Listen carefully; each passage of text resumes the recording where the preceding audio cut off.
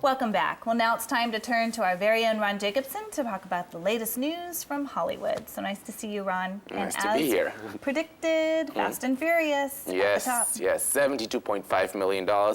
Very nice. The box office is finally heating up. And, you know, it's interesting because compared to last year, the box office is up 65%. And, you know, meanwhile, the studios are still firing people. So I don't really understand how this is happening because movies are making a lot of money. Well, it could be the movie. I mean, this is a huge movie with a big following. Yes, it's the fourth installment of the franchise. You know, Universal and any studio, by that matter, likes franchises because it comes with a built-in audience. You know, when you say Fast and Furious, everybody knows what to expect. And this one delivers. You know, it gives you all that you want, the cars, the action, you know, the girls, the boys, and all that kind of stuff. And what was interesting is when I got to meet Paul Walker at the premiere here at Universal City Walk, he was talking about the fact that, you know, it was very important for Justin Lin, the director of this, who also directed the third movie, by the way, to make all the stunts real. Because today, you know, with computer animation and CG, you can actually make everything, you know, animated and make it look real. But no, they wanted to make it real, and some of the actors got to do some of the stunts, but of course, you know, the studios won't let them do everything because it's a high risk. But let's listen into what he had to say about it. Justin, I think, did a good job. He came at the studio pretty hard, and that he wanted everything to be shot practical. He didn't want any CGI, and so anything that's, you know, with cars, especially through the tunnel sequence and all that, was all actual stuff. None of it's CG. So I think that's going to give it a different look, and I think it's going to separate it from the first two. Well, and I also read an article that Paul Walker said his friend is actually doing the stunts and has the cooler job. So I don't know. We'll have to decide on that. But there's another movie that you have on your list here, Adventureland. Adventureland. It's an independent movie, Miramax movie, and it brings us back to nostalgic 1987, which is kind of strange because we were already teenagers at the time. So how old are we already now that we're looking back at 87 as a nostalgic time? It's a very cute movie. And I talked to the director, Greg Mattola, who was talking about, you know, how really everyone is cutting back in Hollywood. And while he's trying to put his next movie together, everybody is saying, cut, cut, cut. Let's listen. In trying to get my next film set up, the budget's been lowered. It's harder to get as much money right now, and people keep telling me the same story, and they say DVD sales are plummeting. Even though people are going to the movies a lot, they're not spending money on things like DVDs, so I think everyone's going to feel it.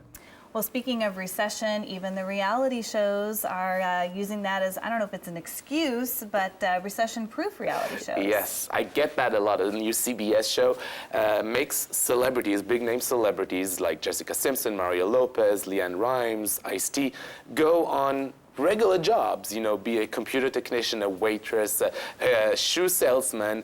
It's kind of funny to watch it, but it shows us, you know, we're all human, and when, you know, push comes to shove, we all can do all those jobs, even if we're high and almighty celebrities. Yeah, survival of the fittest. There you go. Well, another series that I'm seeing a lot of is Harper's Island. Yes, this is a new format that CBS is trying out. It's called Event Series. You know, in the 80s, we had the miniseries and TV movies, which was like a limited series. Because, you know, whenever a show starts, you know, you want it to be second season, third season. This has a limited run. This will only have 13 episodes. At the conclusion of the 13th episode, we'll know the whodunit, who killed all the people. It's based on, you know, a couple is going to Harper's Island for a wedding, bring all the guests, and one by one, everybody dies and they don't know what's happening.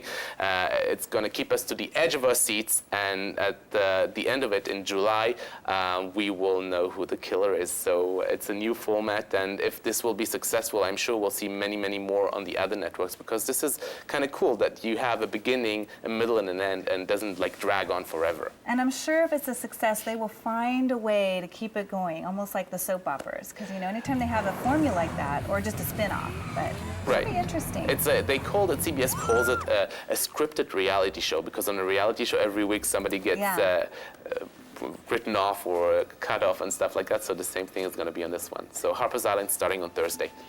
Well, Ron recently had a chance to meet someone who we used to watch on TV, but as a little child who now is all grown up. Who is that, Ron? Keisha Knight Pulleyman, who was Rudy on The Cosby Show. You know, she was only 5 when she started her spin on that show. You know, she grew up in front of our eyes and then she vanished. And now she's back. Medea Goes to Jail, who is the movie's been out for a few weeks now. She is playing a prostitute. What a way to come back. Oh my goodness. But I had a chance to talk to her and reminisce about, you know, how it was to be a Cosby girl and if she actually has still any contact with her, you know, TV family. And that was what she had to say to me. The Cosby Show has been off the air for an eternity for you as well. Have you ever kept in touch with all the people that were so close, part of your life in the past? Definitely. I speak to Tempest Bledsoe and Malcolm Jamal one of the most. We shared a very special time in all of our lives and were a part of something that was, you know, groundbreaking and historic. So that's a bond that only we understand. And as always, don't forget to log on to our website to see the full coverage of everything we talked about. It is California Life HD and my website, thehollywoodconnection.com. That's right, Ron. And you always keep us connected. I always look forward to hearing what you have to say, and we'll see you next week.